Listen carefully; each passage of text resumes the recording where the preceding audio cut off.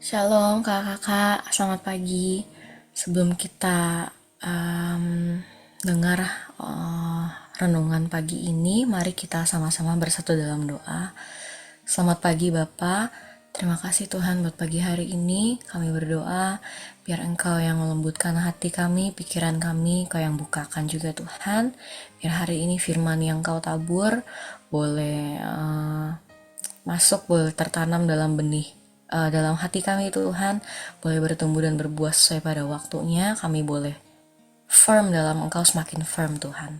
Ki Tuhan, kami serahkan dalam tangan-Mu dalam nama Tuhan Yesus. Amin. Kakak-kakak, setelah saya renungkan dari semalam ya, Tuhan lagi mau ngomong apa sih, Tuhan lagi mau remind apa, termasuk ke dalam hidup saya secara pribadi. Tuhan remind satu hal, yaitu soal identitas, dan spesifiknya hari ini judulnya anak yang teguh gitu. Saya renungin dari Lukas 4. Seringkali hal yang membuat kita cemas, kita ragu saat kita melangkah adalah karena dua hal. Yang pertama, karena kita tidak kenal sama Tuhan kita, dan yang kedua, karena kita tidak paham sama identitas kita. Nah, hari ini saya mau bacakan dari Lukas 4 ayat 1 dulu. Yesus yang penuh dengan Roh Kudus kembali dari sungai Yordan, lalu dibawa oleh Roh Kudus ke padang gurun. Nah, poin yang pertamanya tadi untuk mengenal Tuhan. Seringkali kita cemas, kita ragu ketika kita tidak mengenal Tuhan kita, karakternya seperti apa. Kita nggak kenal Tuhan melalui pengalaman pribadi. Dan ketika kita mau mengenal Tuhan, kita mau mengenal hatinya melalui pengalaman pribadi, seperti kisahnya Ayub. Waktu itu dia bilang, setelah semuanya terjadi, Ayub bilang bahwa dahulu dari kata orang aja dia mengenal Tuhan, tapi sekarang matanya sendiri memandang, melihat Tuhan gitu. Nah, kalau kita lihat di Lukas 4 ayat 1 ini, Roh membawa Yesus ke padang gurun, dan Yesus dicobai sebelum ia memulai pelayanannya. Nah, kita melihat bahwa karakter Tuhan adalah Allah yang peduli sama proses kita. Bukan hanya dia tidak peduli tok pada pelayanan atau outputnya aja, tapi dia care, dia peduli sama prosesnya kita sama dia. Dia mau kita mengenal dia sehingga ketika iblis datang, ketika masalah muncul, kita bisa punya respon yang tepat karena dia sudah membimbing kita melalui prosesnya.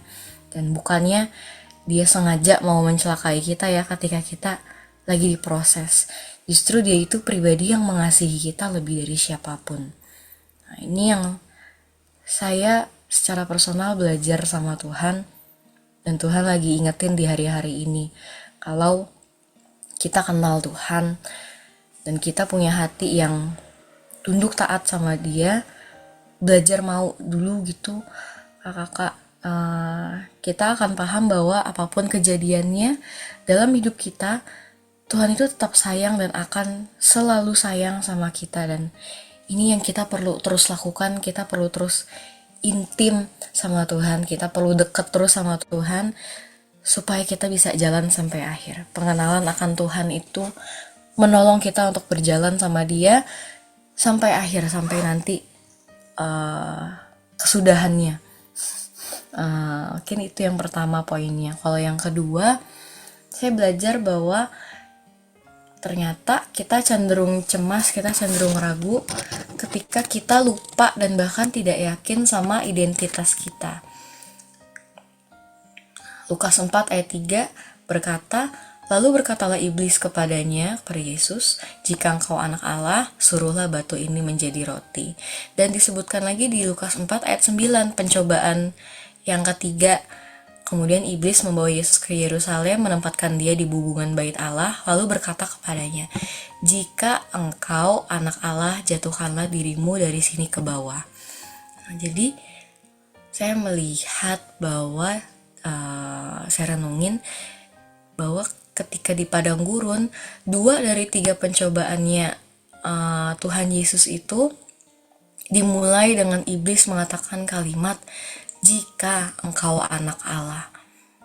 Jadi saya dapat bahwa identitas kita adalah hal yang akan terus diserang gitu. Bahkan iblis pun di ayat-ayat tadi nyerang Yesus 2 kali dengan perkataan yang seakan-akan meragukan bahwa dia itu anak Allah. Dan kalau identitas kita diserang dan kita tidak yakin, iman kita akan mudah goyah. Nah, iblis mau coba goyahkan dengan membuat kita percaya bahwa identitas kita ini diperoleh dari perbuatan kita. Dia mau kita percaya sama pembuktian diri. Makanya di di Lukas 4 yang ayat 3 dan ayat 9, 2 kali itu dia mencoba meyakinkan, bahkan mengatakan bahwa jika engkau anak Allah, lakukan ini dulu, lakukan itu dulu gitu. Sama dengan hal yang dilakukan, hal yang dia coba untuk goyahkan dalam hidup kita. Tapi menariknya, satu pasal sebelum kita melihat iblis mencoba Yesus, ada ayat yang berbunyi demikian, kakak di Lukas 3 ayat 22. Dan turunlah Roh Kudus dalam rupa burung merpati ke atasnya, dan terdengarlah suara dari langit, engkaulah anakku yang kukasihi, kepadamulah aku berkenan. Jadi sebelum Roh membawa Yesus ke padang gurun, di Lukas 3 kita melihat bahwa Bapa meneguhkan identitasnya Yesus. Bapa memberikan afirmasi bahwa Yesus adalah anaknya yang dia kasihi. Bapak, Ibu, dan kakak-kakak, oleh karena pengorbanannya Yesus buat kita, kalimat itu sekarang juga berlaku buat hidup setiap kita, yaitu perkenanan dan favor yang sama sekarang ada juga pada kita. Kita adalah anak yang dikasihi Tuhan, dan identitas itu firm, identitas itu tetap dalam Tuhan. Dan saya yakin kalau kita firm, kita teguh, kita yakin sama 2 hal ini. Yang pertama, identitas Tuhan, Tuhan adalah Allah yang baik, Tuhan adalah Bapa yang sayang sama saya. Dan yang kedua, identitas kita, saya ini anak Tuhan, saya nggak perlu buktikan diri seperti apapun, Tuhan sudah sayang gitu. Kalau kita yakin sama 2 hal itu, dari pengalaman saya pribadi, sebenarnya banyak dari kecemasan saya dan kecemasan kita mungkin juga yang sebenarnya bisa selesai gitu. Bagaimana respon kita hari ini setelah kita dengar bahwa Bapak mengasihi kita? Bagaimana kita mau merespon setelah hari ini kita dengar kita tidak perlu banyak cemas, kita tidak perlu banyak khawatir, karena Tuhan sudah sayang sama kita. Bahkan ketika kita gagal sekalipun, Tuhan tetap sayang, dan identitas kita tidak bisa diubah karena Tuhan yang mengatakan kita adalah anak-anaknya. Bagaimana kita mau merespon hari ini? Dan saya mau dorong sebagai anak, mari kita responi hati Bapaknya kita. Hari ini kita mau punya hati yang lembut, kita mau minta sama Tuhan supaya di hari ini kita boleh dengar, kita boleh rasakan kasih-Nya, sampai ke titik, ke poin kita benar-benar mengalami sendiri, kita yakin kita adalah anak yang sangat dikasihi oleh Bapa kita. Mungkin dari saya, dari aku itu aja. Hari ini kita bisa renungkan kembali kebaikannya Tuhan, dan kalau sulit rasanya untuk merasakan kebaikan Tuhan hari-hari ini, kita juga mau sama-sama berdoa untuk kakak-kakak, teman-teman sekalian. Yuk kita satukan hati dalam doa. Bapak, terima kasih. Kami tahu Tuhan bahwa hari ini Engkau ada bersama dengan kami, sekalipun kadang ada waktunya kami lagi gak bisa rasakan, kami lagi gak bisa lihat, tapi kami gak mau batasi Engkau Tuhan, karena Engkau adalah Allah yang tetap selalu ada bersama kami, Allah yang setia di hidup kami. Kasih Tuhan, hari ini kami dengar firman-Mu, bahwa Engkau adalah Bapa yang sayang sama kami. Kami adalah anak-anak-Mu yang nggak perlu buktikan diri kami sama siapa-siapa Tuhan.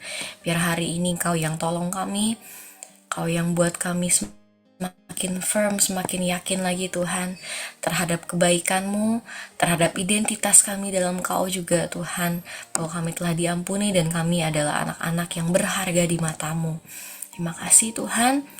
Biar aku juga berdoa setiap dari kami hari ini boleh telinganya dibukakan, hatinya dilembutkan juga Tuhan, supaya kami boleh dengar suara-Mu.